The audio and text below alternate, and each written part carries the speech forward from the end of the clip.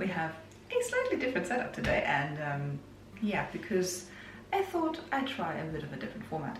So we've got a tiny scale here and some salt, and you may be wondering what today's subject is, but as you can see in the title, will it die?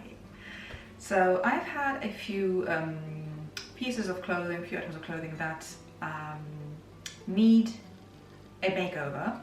So I'm going to go ahead and do just that. So I have a few dyes, some of which I've already seen. This is a fairly popular brand in the UK, it's Dylon.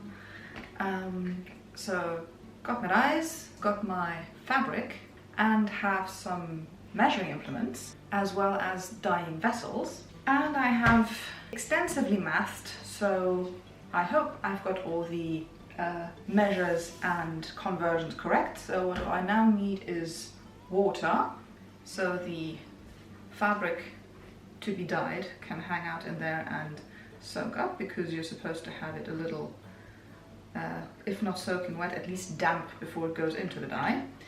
And that can sit in there and soak quite happily, and I will go ahead and measure out all the individual little powders. So let's go.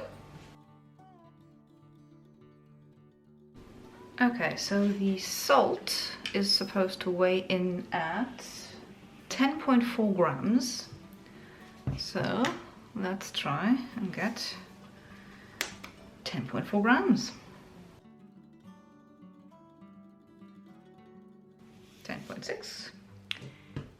Good enough.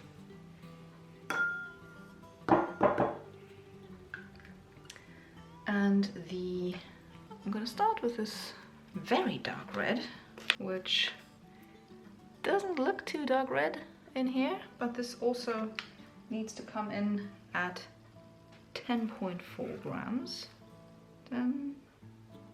Yeah, good enough. There we go. That in here. And now I've just got to do that 5 more times, so I will get that done and see you in a moment. Okay, so these are all set. I've got the little color pouches lying here, so I know which color it is. And now I need to dissolve each one, pre-dissolve each one, I should say, in 20 ml of warm water. So, warm water.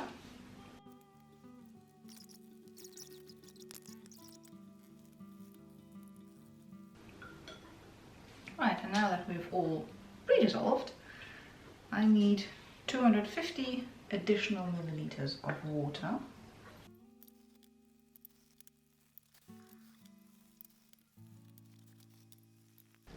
Right, now they're all sorted, I'm going to grab my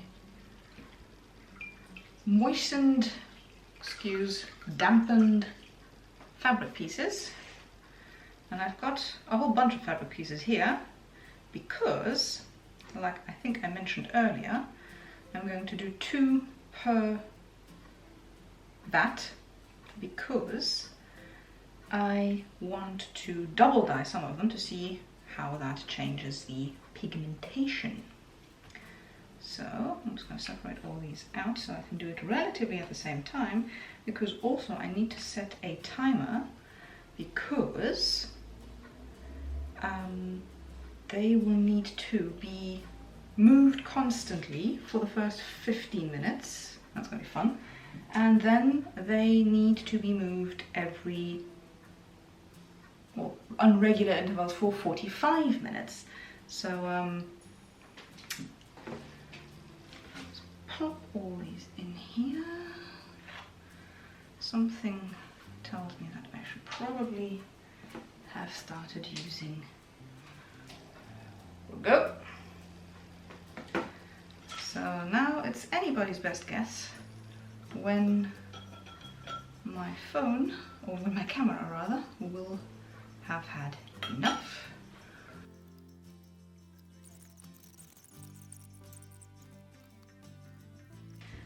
And we are back. We've had an entire hour of soaking and moving and having fun in the dyeing that. So I'm going to just grab these out of here, squeeze them out and drop them in there. Right, because they now are supposed to be rinsed in cold water and then washed in warm water. And because I need to keep them separate, I'm going to just rinse them all over here and then take them over to the sink. Right, I will go rinse and meet you back here in a jiffy. Okay folks, it is the next day. It has all nicely dried overnight, and I have to say I am pretty impressed and pleasantly surprised at how well everything has taken the colour. I'm particularly fond of this gorgeous purple, so that's definitely a good one. Also this, what's it called? Paradise blue is an absolute delight. Same as the plum, which is like a kind of rich, earthy, brownish red. And the black has also really taken nicely, like it's solid black. Same as the green, which is, yeah, pretty darn good. Although I have to say I would like to have it a little, a tiny touch different.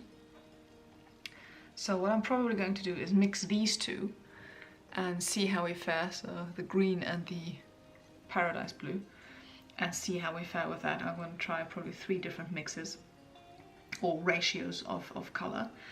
Now, one thing that really surprised me in terms of the outcome is, remember that was, I had 6 colours to begin with, and I had this ocean blue, which, you know, blue, sure, yeah, and it came out like this. I am utterly bewildered at how this could possibly have come out. Like, if you I mean, it's closer to the purple than it is to the blue. So yeah, there's that. So yeah, glad I tried these beforehand. So I am going to go ahead, grab my handy dandy scales again, and I'm going to have to do some maths, depending on which country you're in, math or maths, to figure out the ratios. And I will see you back here with the dyed objects in just a moment. We're back with the results of the mixed color dyeing, and yeah, I think one could probably call this quite successful.